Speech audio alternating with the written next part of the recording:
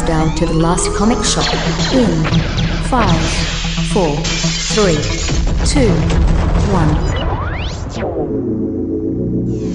Hey, it is now time for more of the Last Comic Shop podcast.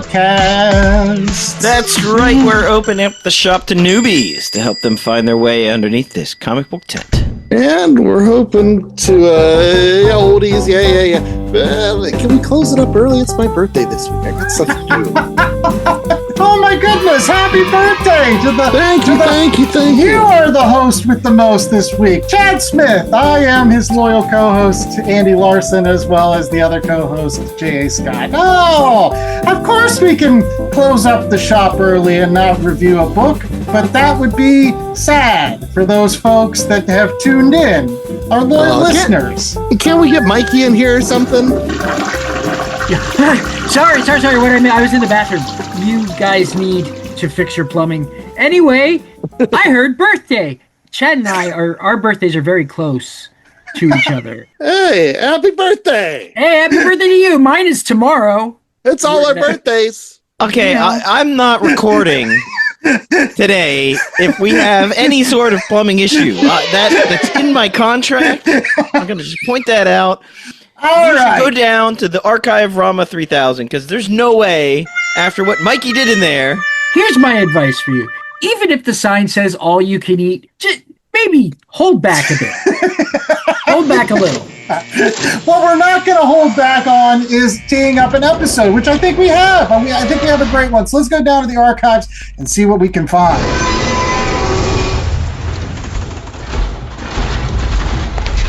Why does my tongue itch? What is down here? That's the asbestos. Don't worry about that. We're going to get that cleaned out sooner or later. Chad, that says it adds flavor to the whole. That's right. It's like the Batcave, but instead of giant pennies, asbestos. Mold. Nobody light a flame down here. Open fire would be dangerous. In any case, we've got the Archive Rama 3000, and I thought for Mikey's birthday that we would tee up the actual very first time that Mikey ever stopped by the shop and talked to me and Chad, we barely knew each other at this time. This was like during like the early days of COVID. Like this was like 2020. So like we had just met you, Mikey, at a con maybe the year before, and this was the first time that we ever had you on the show. Yeah, because you guys met me, and I was like, I met new friends, and then the world ended. Like the world shut down. Like, I was so excited. In any case, we had you on, and so for the opening segment, we're going to have your origin story with comic books, what books you first read, and some folks that have listened to you over the years probably know a lot of this, but it bears repeating. Anyways, Chad, you had some questions for Mikey. So, when you were younger, what were the comic books that really got you into that? So, what clicked for you? When I was a little kid, my grandfather and my uncle owned newsstands, like literal boxes that they opened up every day, and they sold newspapers and magazines and comics. And when I was real little, I would hang out with my grandfather during the summers and help him, take the plastic straps off of the newspapers and stack them and things like that. And at the time, he had the comics in a rack going vertically, and they got more and more adult as they went higher and higher and higher. Yeah, the kids couldn't reach the heavy metals. But he didn't realize that if I stacked a couple of paper stacks on top of each other, I could reach the heavy metals, But what really kind of grabbed me, and I think a lot of people my age, was G.I. Joe and Transformers. That's what grabbed me, because you had a cartoon, you had toys, cartoon commercials telling you to buy the comics or the toys, and it just was like this perfect storm for me with just being this 10-year-old attention deficit disorder riddled fat kid in New Jersey. It was everything I needed to tell me what to do. Go buy this comic and go buy. So I did, and I was, G.I. Joe and Transformers grabbed me. Yeah, it's neat that it was licensed characters. Again, Chad and I have mentioned this on multiple occasions that whether it's today or 20, 25 years ago, it comes down to licensed characters. That ends up being a lot of people's gateway into comics. Like mine was like, you know, He-Man and the mini comics that used to come with that, and then Star Wars. Like I love the original Marvel Star Wars run. So, but yeah, G.I. Joe and Transformers, and I'm trying to think. Oh gosh, there were so many back in the day. There were Star Comics ones with Alf and Voltron and Thundercats. They had Atari Force. Has anybody ever read Atari Force? I have every issue of Atari Force and every one of the little mini comics that came with the cartridges. Nice. I love Atari Force. Nice. I love it. Because it's a good book. It's like it is. It's a very well written book, and it's got like Garcia Lopez art. Yeah, and now what's funny is that the characters that were comic characters when we were kids are the licensed characters of today. Like the Iron Man movie made me not completely uninterested in Iron Man anymore. Like I was suddenly like, okay, Iron Man's pretty. I'm a DC kid, and the Marvel books for some reason never hooked me. They just never did.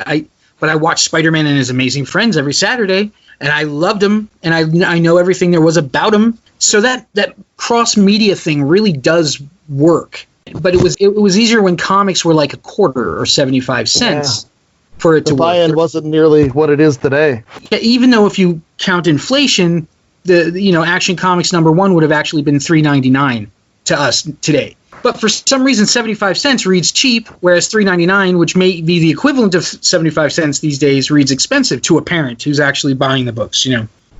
Well, I will say, in Action Comics #1's defense, you got 80 pages and pretty much 4 or 5 comics versus one 22-page spread. Right. That's primarily a lot of splash pages nowadays. Right. I'm just saying. It is. Like 75 cents back in the Bronze Age brought you a lot of comics. You got a story done in 2 issues, most. This deconstructed storytelling, as they like to say, bullshit. They're writing for trades now. They've been writing for trades for the past 20 years. That's what they do now. So, speaking of that, after being a kid, like when you got to teenage years, what were the books that captured your imagination? What were your favorite characters as the teenager? Usually those are the ones that are like, yes, these are the ones I paid attention to most. Well, for my money, 1986 is the single greatest year of comics in the history of comics. Okay. Because you had Dark Knight Returns and Watchmen and Mouse.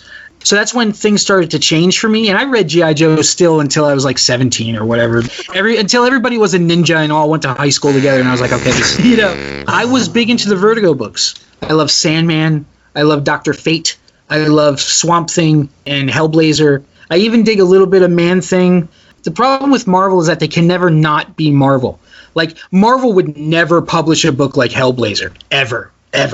They wouldn't. They just don't have the balls to. They just don't. It's because it's darker and it's not their audience. They've tried. They dabbled a little bit, like Midnight Suns? Is that the closest they get? The son of Satan, but where he was just a superhero. They're bringing Ultraman into Marvel printing now. Now I'm worried that it's going to be like Ultraman hanging out with Spider-Man, which, I'm so excited, though. I love Ultraman, and I don't understand him at all. I know. I know. When I was a kid, they used to show reruns of Johnny Sacco and his flying robot, and that was my thing. The mystical characters were and are my favorite characters. I think that even Doctor Strange periodically. The run of Doctor Strange a while ago with Chris Bocciolo on the artwork, and I always forget the writers' names, and that sucks of me. That was Jason Aaron, wasn't it? Jason Aaron, yeah. So good. I did want to pick your brain, too, because I follow you on the social media, and I really love the fact that you're just into comic books, and you have that enthusiasm where, like, I try to make it where I don't want to yuck people's yum when people like things that are different than me. I love that. But sometimes I feel like people might be able to unlock something, like that extra piece that I'm missing. Mm-hmm. And so there was a book that you talked about that was influential for you, and it comes out of that 1986 period from DC. Mm. It's Mike Grell's The Longbow Hunters. Yes. And so I don't want you to feel like I'm making you defend this. No. Defend this book because I read it and I hated it. In 1987, I was 14. So I was sort of like trying to kind of shake the shackles of childhood off a little bit. And superheroes were kind of part of that for me.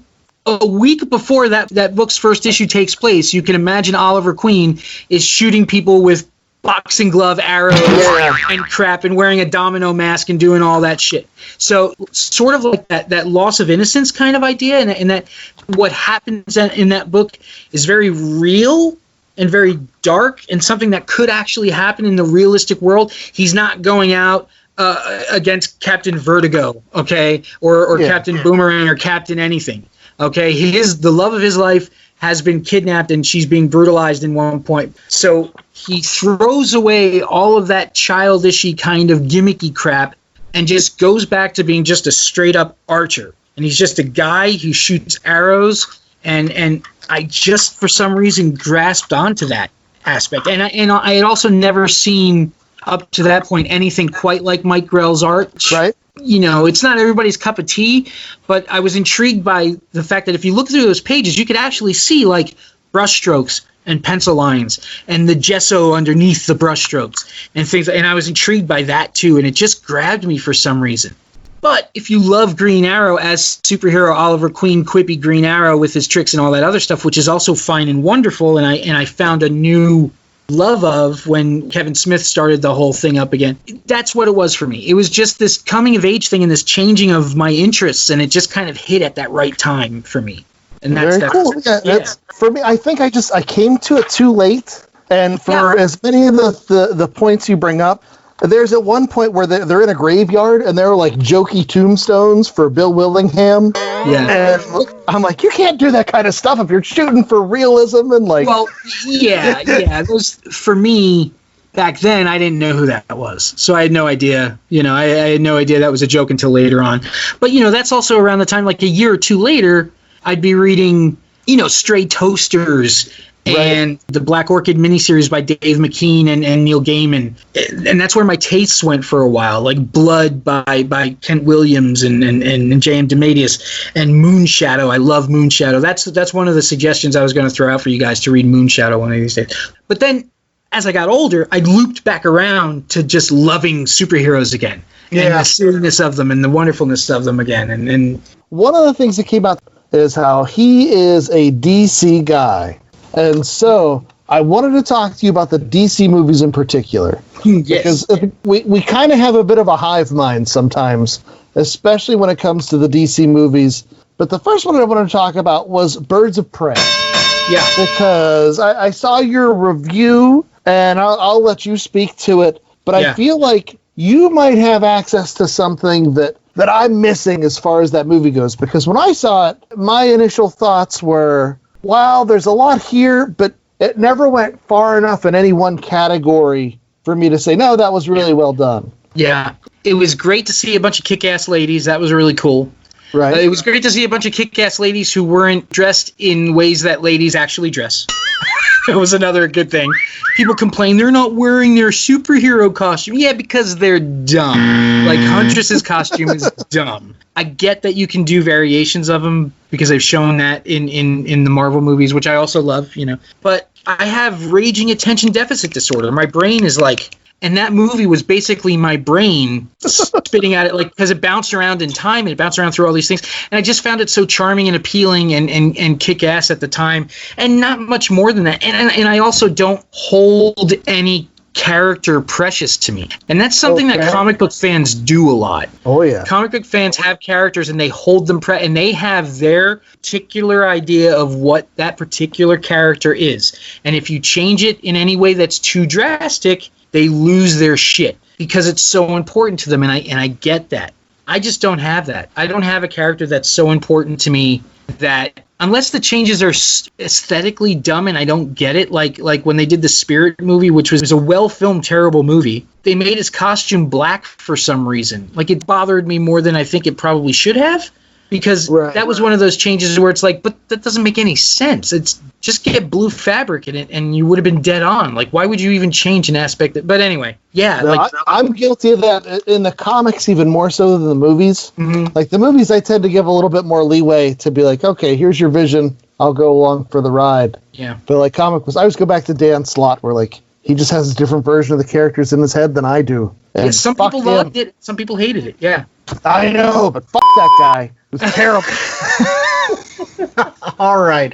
Well, I was going to say, like, in regards to Birds of Prey, I mean, we talked about it on the show, and I have a question for Mikey, which is that when it came down to it, the character that I actually liked in Birds of Prey was the Huntress character, because she was actually given a fairly decent arc. Like, she was given your traditional comic book arc. Like, she, had her parents were murdered by, she trained, and then she comes onto the scene and she's like, well, I don't really know what I'm doing here, but like, I'm still kick-ass because I've got regular skills. And like, and so her character was very interesting to watch. The movie wasn't about her. Like, the movie was about Harley Quinn, who didn't get a really good arc. Well, we already know Harley Quinn. Like, that whole movie was about her getting over the Joker, about a woman who broke up with an abusive partner and is starting to realize all of the shit that was done to her in the course of a silly action movie. Like, if you look at it from a different point of view, you can actually see that her arc started a movie ago, though. It's a sequel to Suicide Squad. The assumption is that you've seen and even Suicide Squad. I love Suicide Squad. It's a comic book made into a movie, and it's not anything more than that.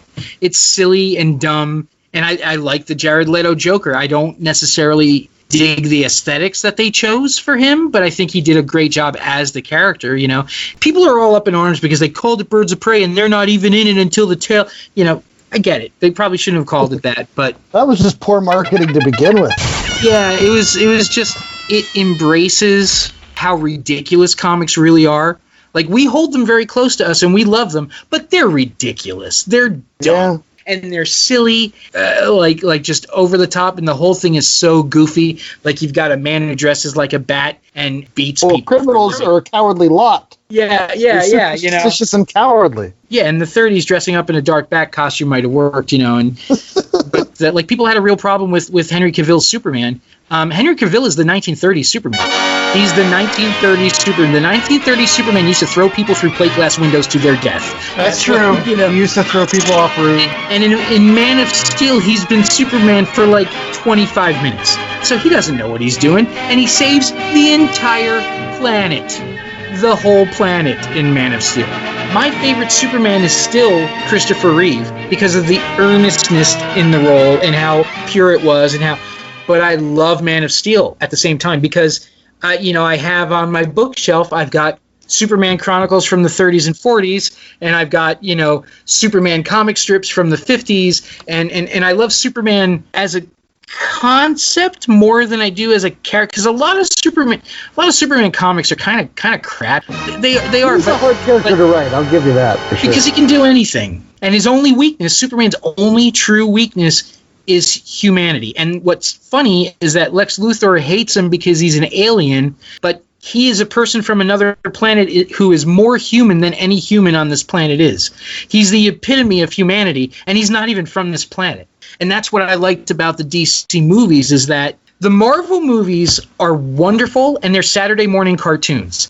Colorful, lots of stuff happens, but nobody really gets hurt. Like, they do, but they don't show it. They kind of mention the death toll in one movie and stuff, and like my favorites point, but they all come back a little later, and everything's okay. And Avengers Endgame, you don't really have to think about the Marvel movies. They have a process, and they all go through the process, and they all do it. It's just the same as the comics. Marvel Comics knows what they do well, and they've done it well for decades and decades and decades. But whereas if you look at DC Comics, DC is where V for Vendetta was published. It's where Watchmen was. It's where Sandman was published. It's where Hellblazer and Swamp. DC as a publishing company is more willing to take risks with how they present these stories sometimes. Right. But that doesn't mean that one is better than the other. For me, one is more entertaining and interesting than the other. So the Marvel movies are about a world where superheroes exist. And it's awesome and fun, and it's a blast. Or the DC movies are about the world where superheroes suddenly exist.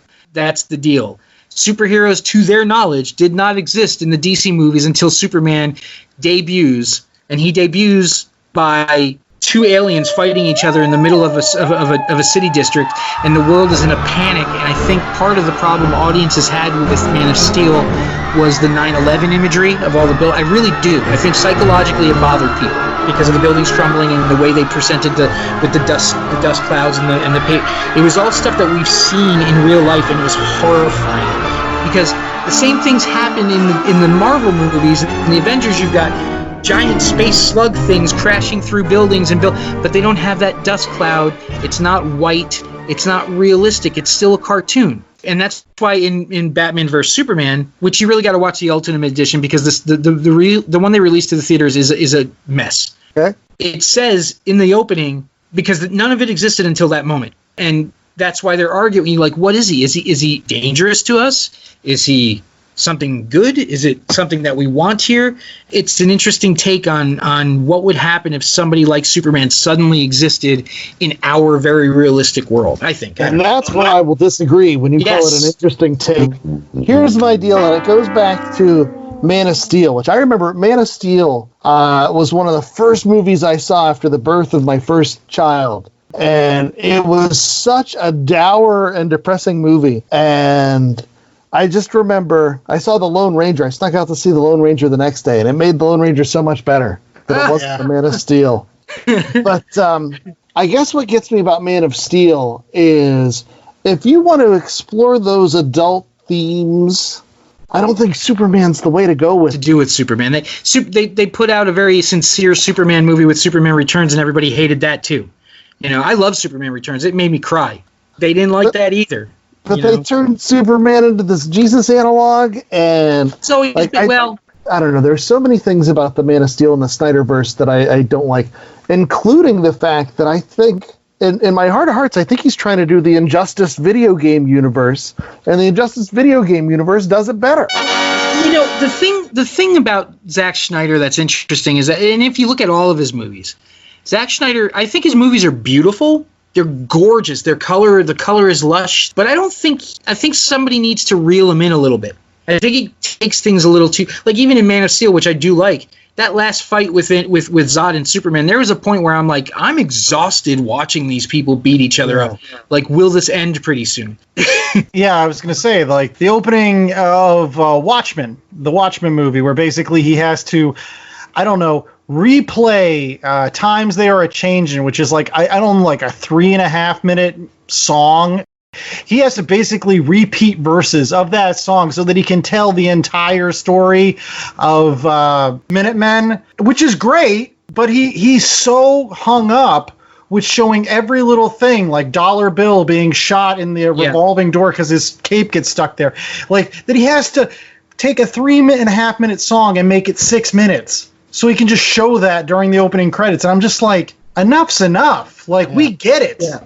We get I've always been willing to give Snyder credit as a technically sound artist, where you could pause frames in his movies and be like, oh, I know where that came from. I know exactly what he was shooting for. Wow, he did that with real life people or animatronics. That's really impressive. But just like his Superman, I feel like he does lack that humanity. When he has Pa Kent be like, no, let that bus full of kids die, otherwise people are going to find out who you are. I look at that as being the most human and most realistic look at what a father would actually say to his kid than has ever been presented. If my kid was like, you do, sometimes you say things like you are concerned for your child's well-being. Pa Kent was Pa Kent is not. See, Pa Kent raised Superman, damn it. Like, that's why Superman is so good, because of Pa Kent. Well, right. You know, and that's the whole deal with the vision that he has of him in the second movie where he, unless you didn't see I think that's in the Ultimate Cut. He has a vision of Pa Kent, and Pa Kent basically says he was wrong, you know, and he was like, you know, I didn't see that version. Yeah, he was like, bro, he tells a story about how there was a flooding river and they tried to stop it from flooding, and it ended up redirecting the river and flooding out the Langs farm entirely and destroying it, and that maybe it wasn't the right idea to do it that way. So I think the problem is with the Zack Snyder thing is I think there was a bigger in motion that he never really got to tell. And I just found it to be an intriguing take on these characters that I love so much. And it's not the way I really envision them. And I think that's part of what the Nolan Batman movies aren't exactly how I picture Batman either, you know, but they're great. It's probably the best presentation of the Joker I've ever seen. And they completely changed what the Joker is. And you know, I don't know. I just think it's a different vibe. And for me, I enjoy the fact that I could go over to my DVD shelf and I have all the 27 whatever the hell 30 Marvel movies there are, and then like the 6 or 7 DC movies, and I can enjoy either one differently. They send different messages, and I get why it doesn't work for people. There are people that didn't like the Tom King Batman run, and I thought that was genius because they have an idea of what Batman's supposed to be. I hear you. All right, so that was Mikey talking about some movies that were released a really long time ago.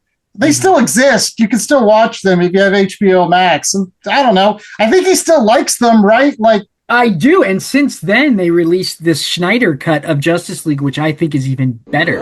And 3 different versions of like the HBO streaming package. So That's right. HBO might not be around by the time this airs. Yeah.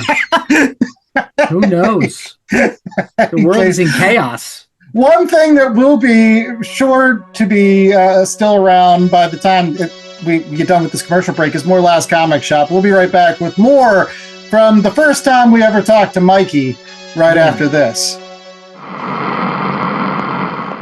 Looking to save money on your collectible supplies? Whether it's comics, cards, sports memorabilia, or miscellaneous pop culture bric-a-brac, make sure to use promo code LCSPOD to get 10% off your orders at bcwsupplies.com. Not only does it get you a discount on BCW's already low prices, but using LCSPOD at checkout is an amazing way to show support to the Last Comic Shop podcast, the most incredible comic book podcast on the airwaves. So if you are in need of collectible supplies, head out to bcwsupplies.com and use promo code LCSPOD today. That's promo code LCSPOD. Cheers!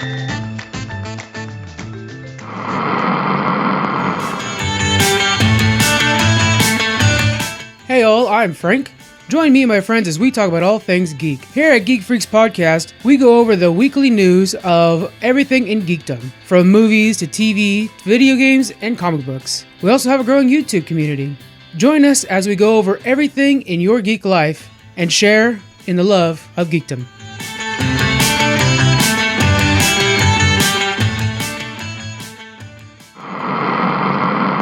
We're back with more of the Last Comic Shop, and as we often do on the Last Comic Shop, we can't not provide you with a Read Pile review.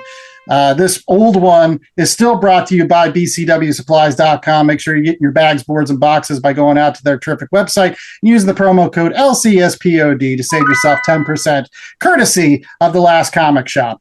But the first time we ever had you on a podcast, Mikey, we reviewed a particular book. And do you remember which one that was? It was Torpedo.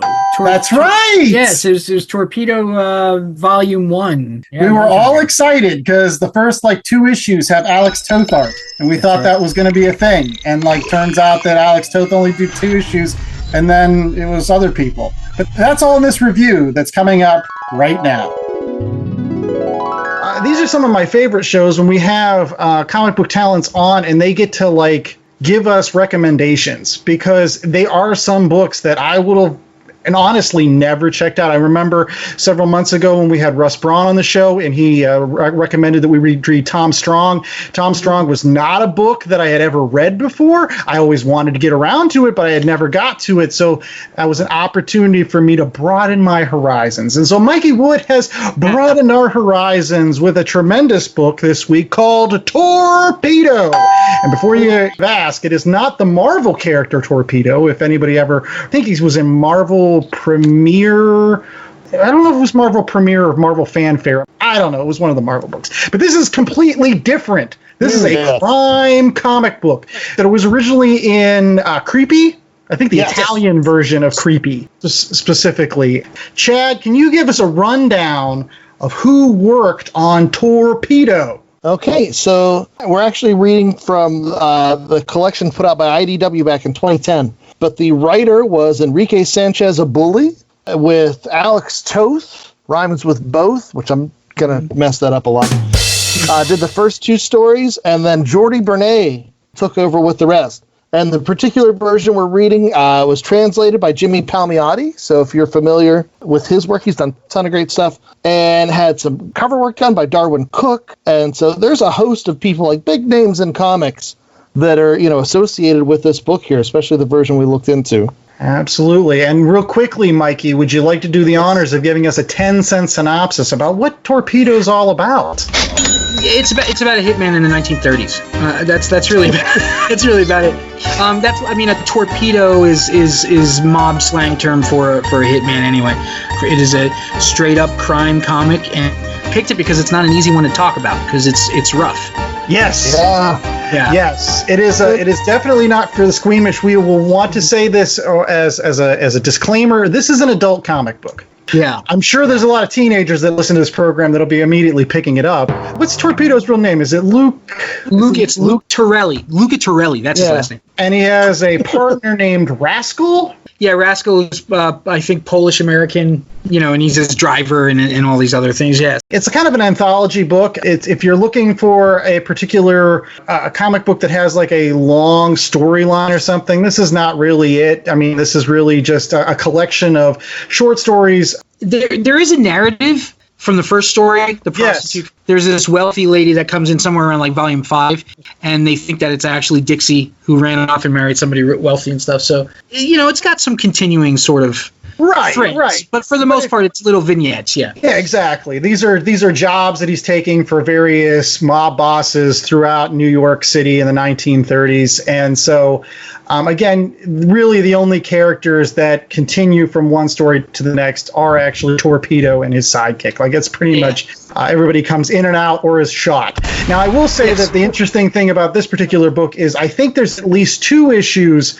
or vignettes that are basically tell the story of Torpedo when he was a lot younger, which I will say just from the upfront, those were my favorite stories. Mm-hmm. I actually really enjoyed the stories of Luca or Torpedo when he was a younger guy, because although he seems very in control in the rest of the stories, in these other ones, he kind of young Han Solo or young Boba Fett or somebody coming up through the ranks. And that's always much more interesting to me when there's some vulnerability to those particular characters. Like they haven't figured it all out yet. The other people are beating them up and they're having to take, things upon themselves to move up that ladder.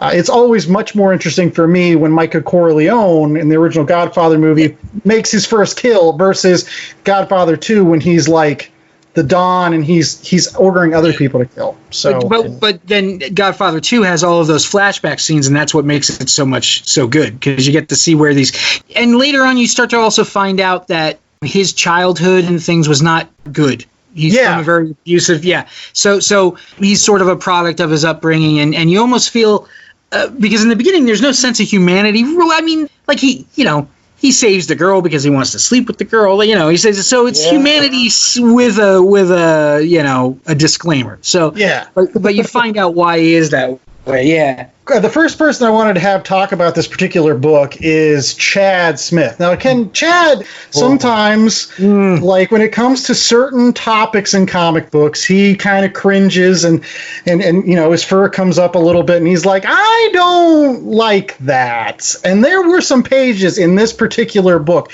especially in the way that they deal with females, that I was like, I don't know if Chad is going to like this at all, because I don't like this. I felt squeamish, and I was like, this is a little too close to. I don't know who the audience is, but I don't like this.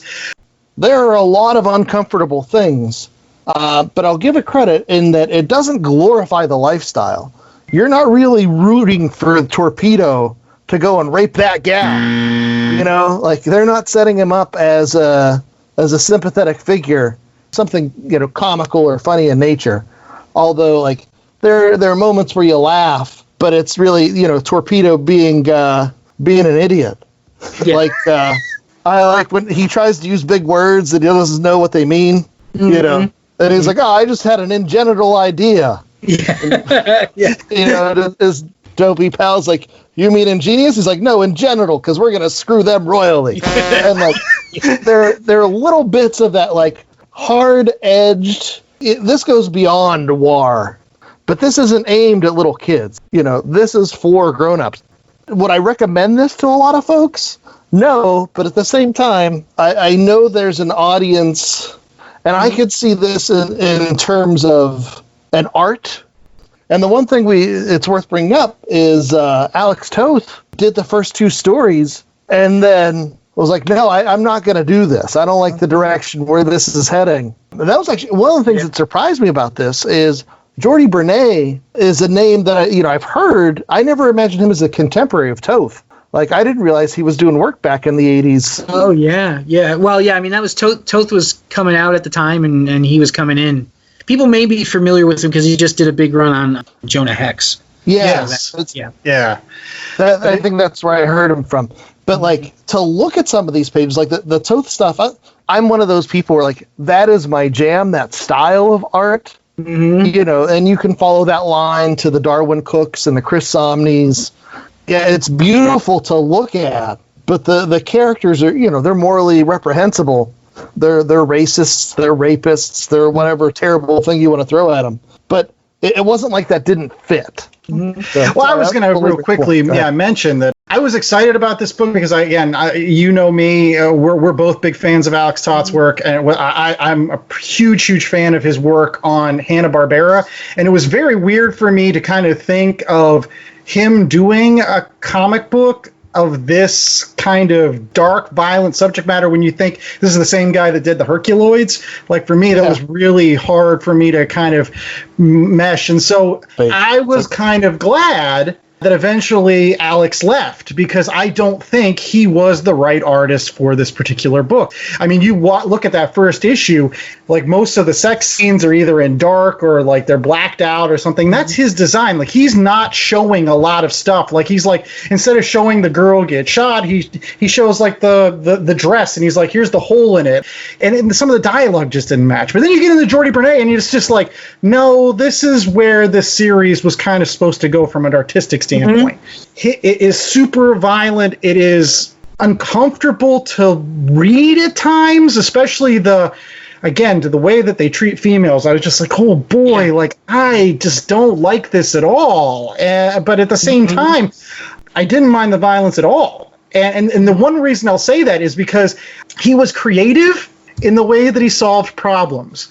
He was like the assassin version of MacGyver. Like, there's that one story where he's trying to get the guy that's like the gunslinger or whatever that has like the holster on his hip, and he like makes the fake arm and he shoots him at the barber shop with the hand. I was thinking the hand grenade from Death Race. And then there was the last issue where he like shows up as Santa Claus, and he's got his assistant in the sack, and he shoots him through the sack like this. And the other one where they dress up as the clowns and they show up at the nightclub. Like, he thinks things out, and from that it was extremely interesting. I could see, I don't know, folks like Garth Ennis reading this and then saying like, yeah, I'm going to incorporate some of this Torpedo stuff into my work on Punisher Max eventually, because like the way that the Punisher and Punisher Max like thinks out the way he's going to go about his job, it's the same way that Torpedo does in this book. So like, it's neat to see that.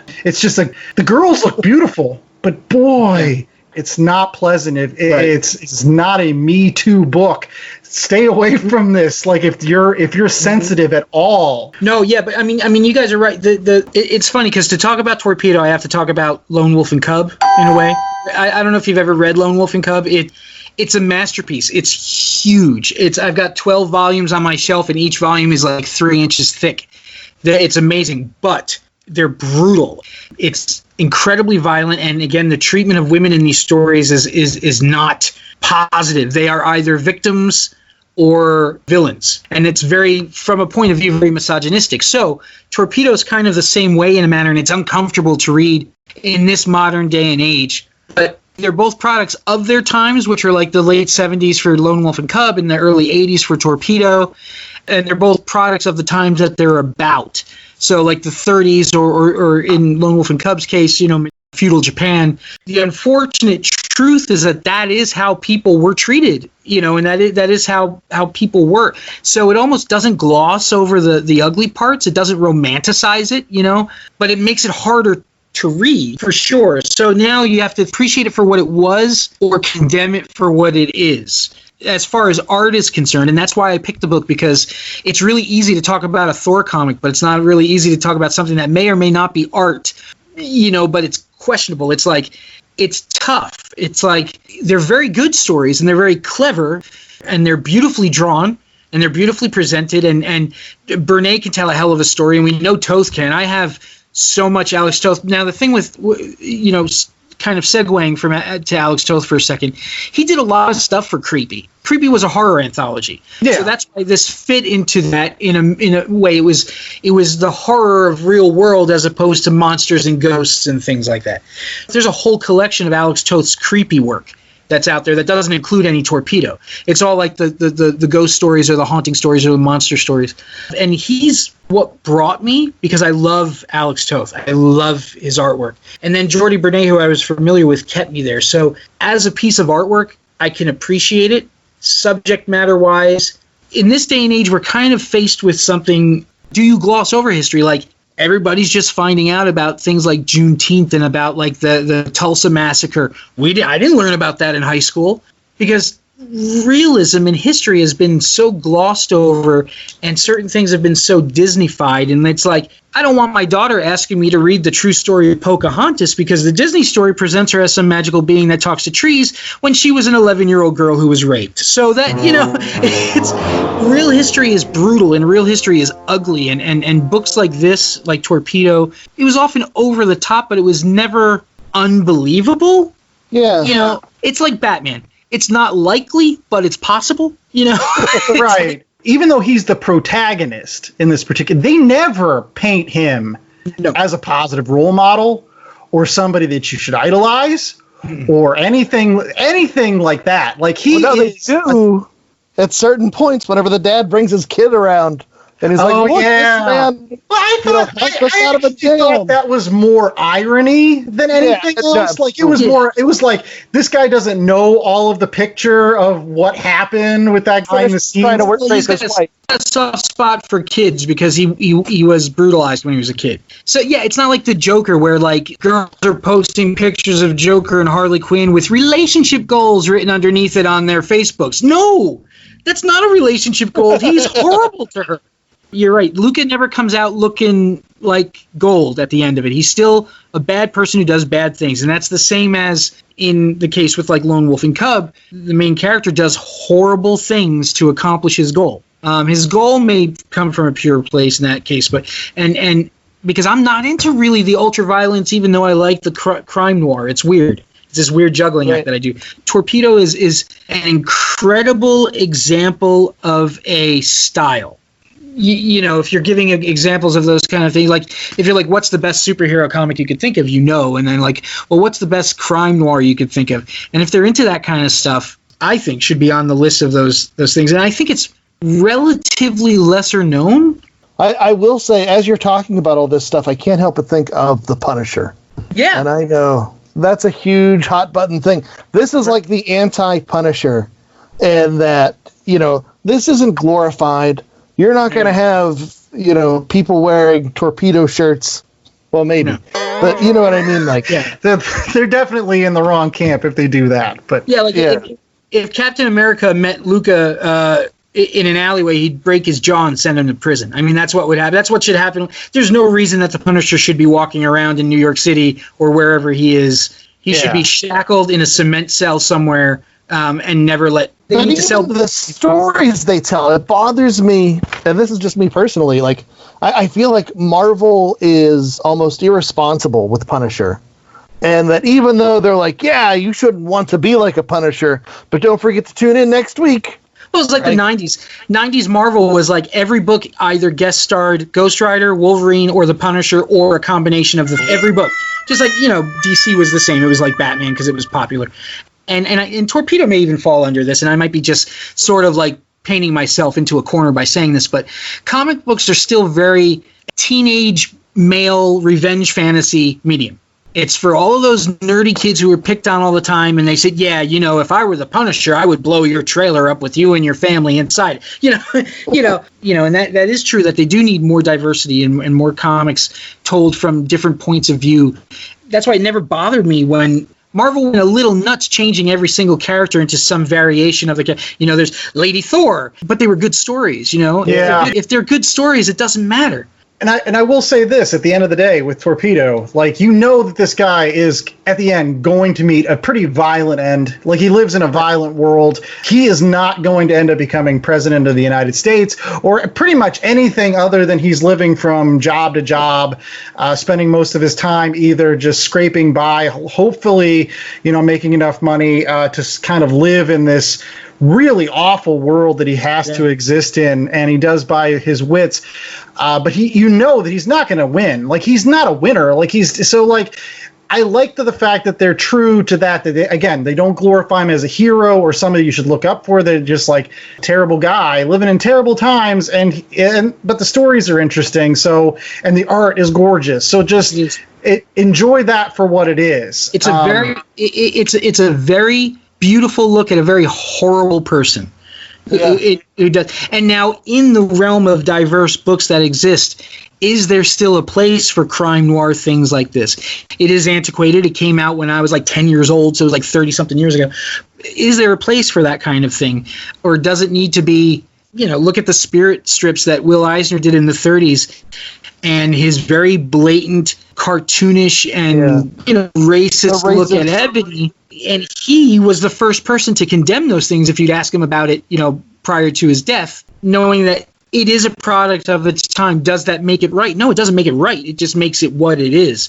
So do we get rid of these things, or do we appreciate it for what it is and condemn it for what it was? I think I'll answer that with my final grade on this particular book, personally. I'm going to give this book a B-, and I'm going to give it basically based on art, stylization of the setting, and kind of the stories. There are some really despicable, awful things that are produced here. But I think if you're a comic book fan, especially an adult comic book fan, I think there's still a place for things like this.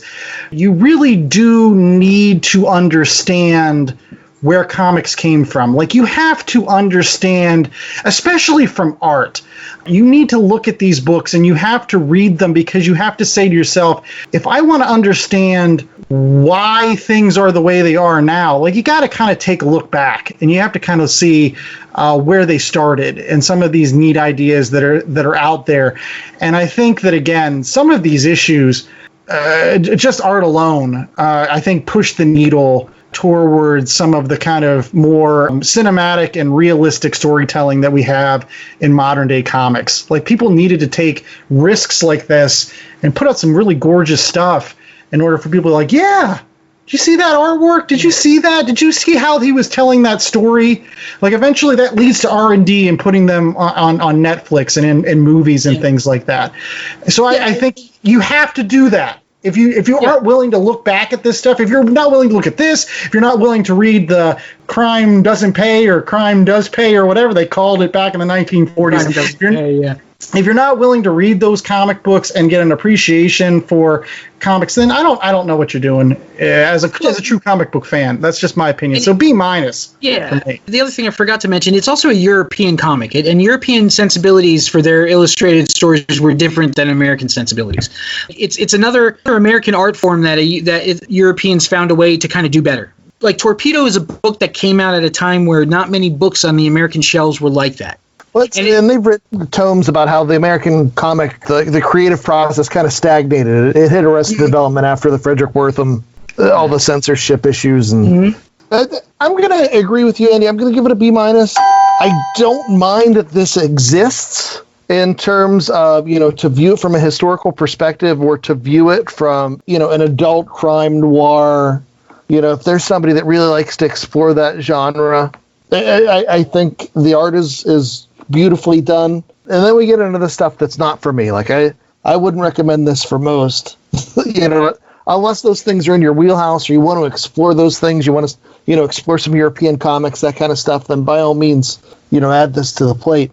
But there's just so much about it that, it made me uncomfortable. And that's not to say that it doesn't deserve, a place on the shelf or in the libraries, or, it has its purpose. It's just not one for me. And then other, little things for me are, the 8 to 10 page story. That kept throwing me. I could never get used to it. They'd be over as soon as I was getting into the story.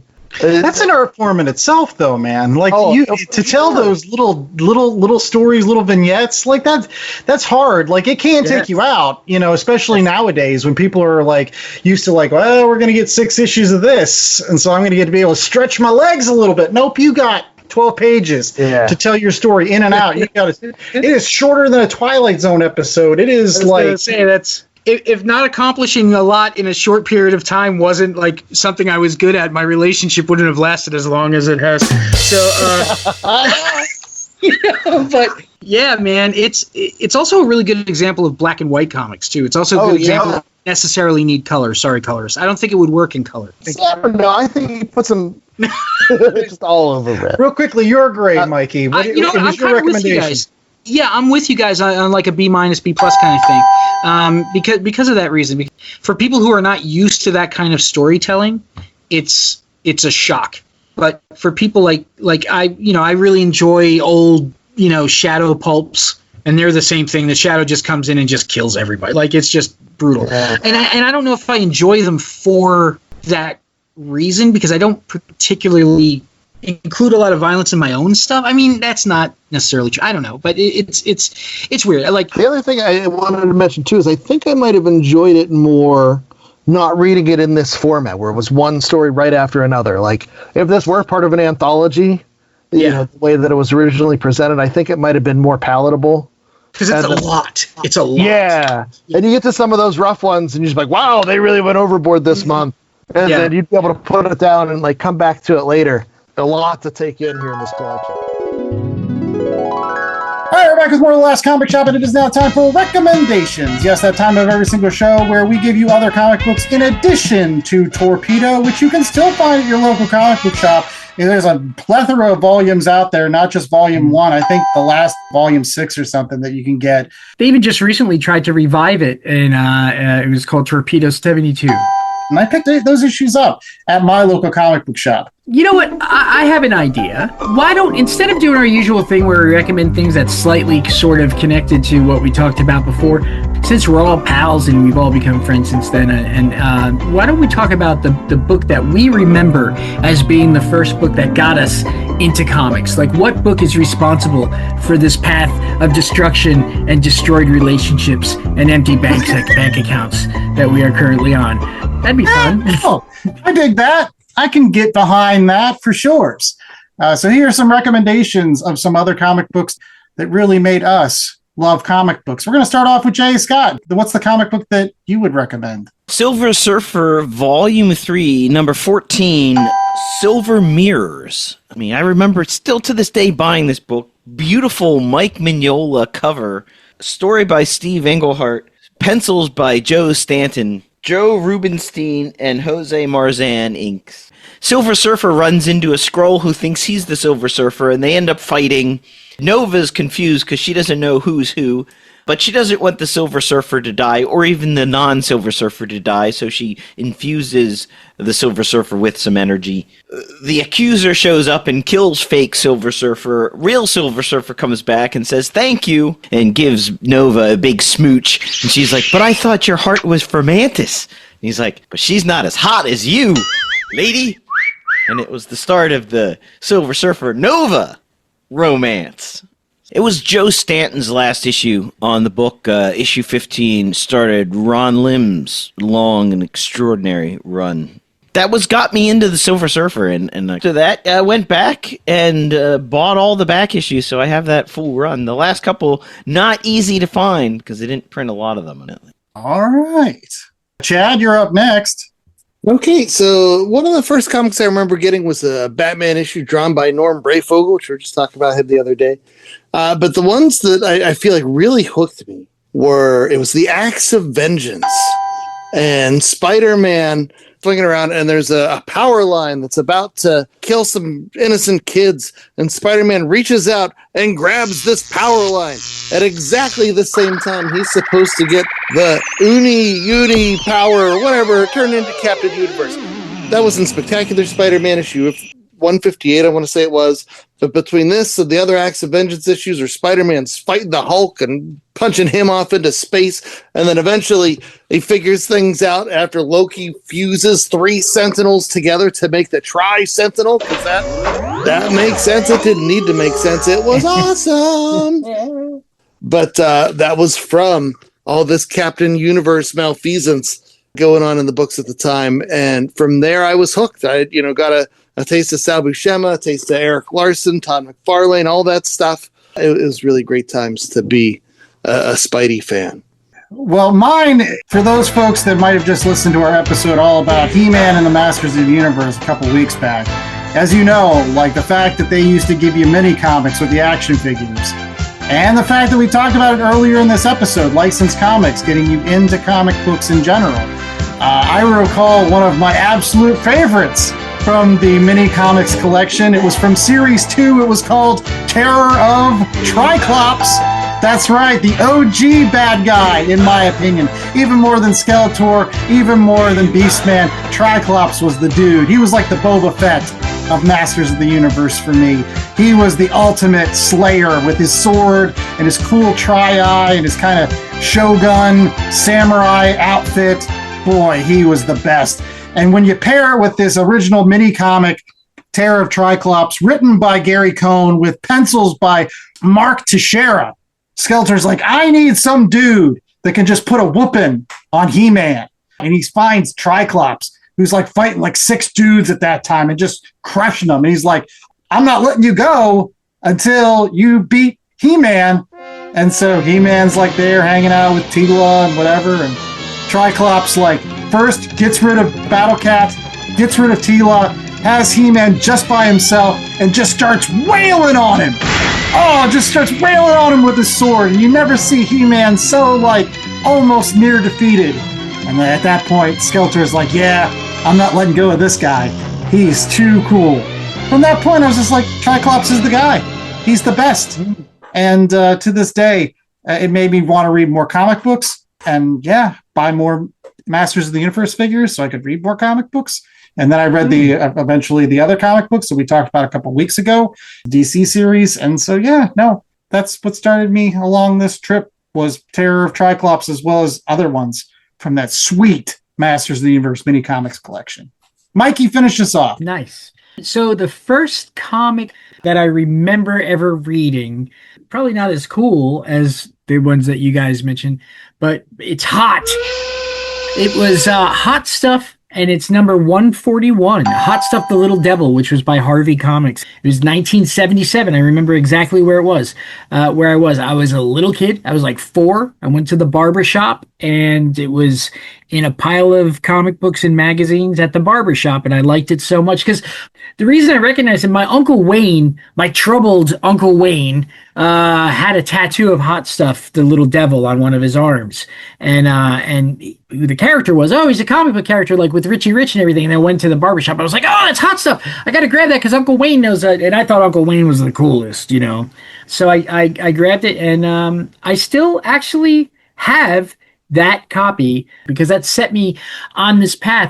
And I don't know the creative team. All I did know, years later, I found out that the cover was drawn by Ernie Colon, actually. So, yeah. Ernie Colon, back then in the 70s, did a lot of work with Harvey. He did a lot of like Richie Rich and things like that. And that's the cover. So that's it. Very cool.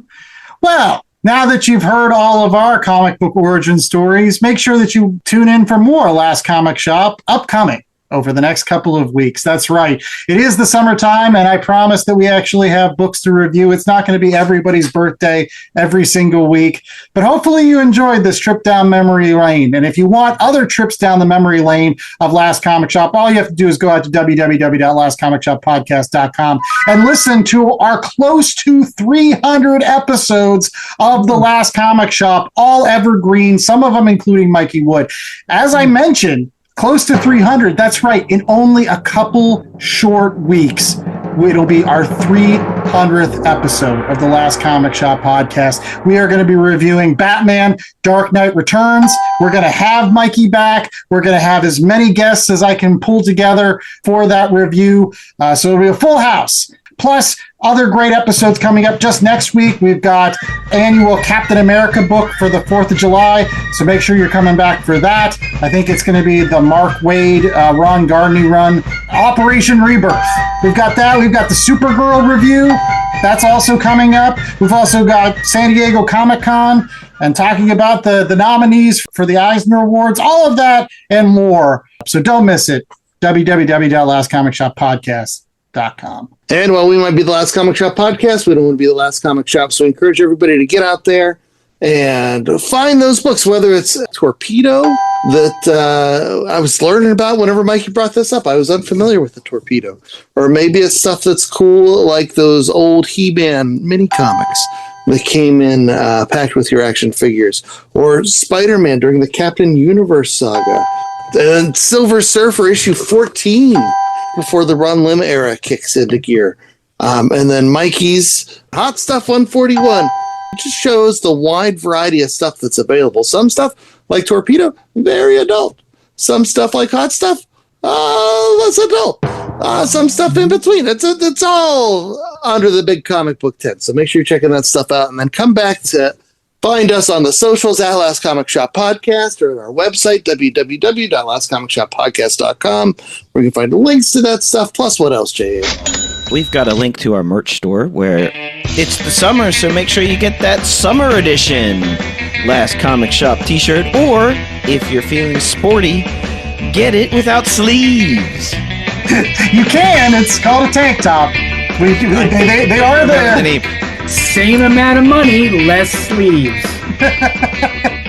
Or you can get it on the shorts. This is, I think, the first summer which we actually have the Last Comic Shop shorts with the summer logo. Like, what we need to do is get some iron-on patches, and then you could get some Last Comic Shop jorts. We need like a sun visor too, like one of those visors. I can wear it like backwards or something like that. Isn't that what the kids do? You know what the kids do? They always save money on their comic book supplies. That's what I've heard. It's the hip thing to do. You can save $6 or $7. But Mikey, how can other people join those kids in saving money? Why not go to BCW Supplies, where you can buy your comic book carry? Love your comics by putting them in a backing board and a bag, and protect your comics by putting them in a lovely box, long or short.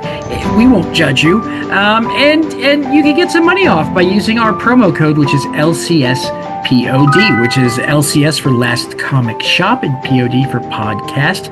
LCSPOD at BCW Supplies. Your comics will love you longer for it. Yes. And we hope that you love us for all the rest of the summer and all the days to come. Again, remember, 300th episode right around the corner, kids. Great time to continue to listen to The Last Comic Shop. Until next week, I was the host with the most, Andy Larson. I was joined by Jay Scott and Chad Smith, as well as the wonderful Mikey Wood. And we hope that you stay safe. Stay birthday! That's right. Happy birthday to the kids. They're the best kids around. Chad and Mikey are my buddies, and they're gonna have to read a book the next time. Son of a gun.